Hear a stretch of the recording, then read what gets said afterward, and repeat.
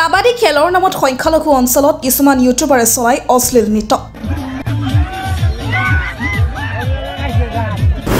সৰ্বত্ৰ বিৰূপ প্ৰতিক্ৰিয়া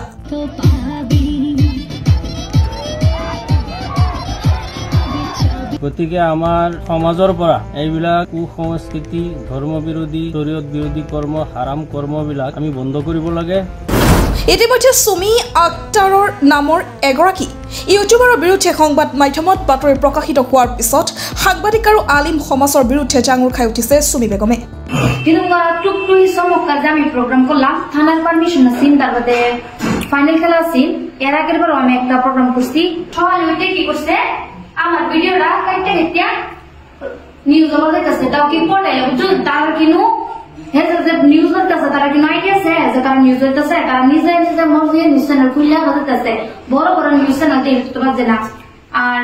শুনুন একটা মন ঝেড়া দেখছি বকিত দিছে মন ঝেড়ার কথা সমাজ বলে এটা সতো না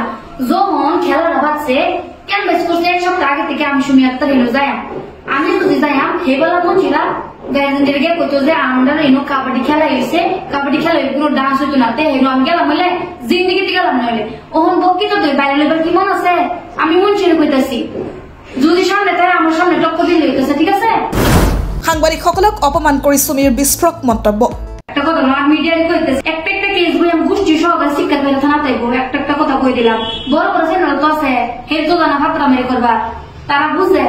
ঠিক আছে আর তোমরা মতন পড়লে না কি করবা না এটা বাইরে নি বুঝলেন ঠিক আছে আমার লগে চ্যালেঞ্জ করি না একটা কথা কই দিলাম সুমিয়ে এও কৈছে পুলিচক মই জনাই থৈছো সাংবাদিকসকলৰ ওপৰত এনেকুৱা কেছ দিম পৰিয়ালৰ হৈতে কান্দি কান্দি থানালৈ আহিব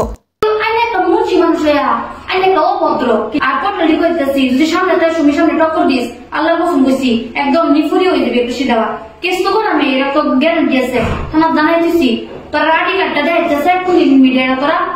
সুমিৰ অশ্লীল নৃত্য বন্ধ কৰাৰ অভিযোগ অনাৰ বাবে আলিম সমাজকো তুচ্ছ তাচ্ছিল্য কৰিলে এইগৰাকী অশ্লীলতা সীমা চৰাই চোৱা সুমিয়ে উল্লেখ্য আছে কিছুদিন পূৰ্বে সামাজিক মাধ্যমত অশ্লীল গালি গালাজ পাৰিছিল এইগৰাকী সুমি আক্তাৰে তাৰপিছতে ৰাজ্যৰ বিভিন্ন থানাত সুমিৰ বিৰুদ্ধে ৰুজু হৈছিল এজাহাৰ অৱশেষত অসমবাসীৰ ওচৰত ক্ষমা বিচাৰিলে এইগৰাকী অশ্লীলতা বিয়পোৱা সুমিয়ে এইগৰাকী অশ্লীলতা বিয়পোৱা সুমিৰ বিৰুদ্ধে ৰাইজ তথা প্ৰশাসনে কি ব্যৱস্থা গ্ৰহণ কৰে সেয়া পৰৱৰ্তী সময়ত লক্ষণীয় হ'ব এইটো চাওক আমাৰ ইছলাম ধৰ্ম মতে হাদিছ কোৰআন অনুযায়ী এইটো এটা অসৎ কৰ্ম শৰীয়ত বিৰোধী কৰ্ম নাজায়েজ যেটোক আমি হাৰাম বুলি কওঁ এই হাৰাম কৰ্ম আৰম্ভ হৈছে গতিকে আমাৰ সমাজৰ পৰা এইবিলাক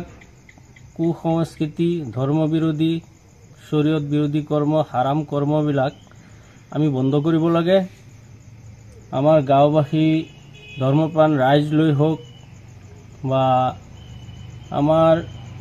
কোৰআন হাদিস মতে মৰাবাৰীৰ পৰা দছিদুৰ ৰহমানৰ ৰিপৰ্ট এনি লাইফ খবৰ মানে এনি লাইফ 24/7 আৰু এনি লাইফ ডিজিটেল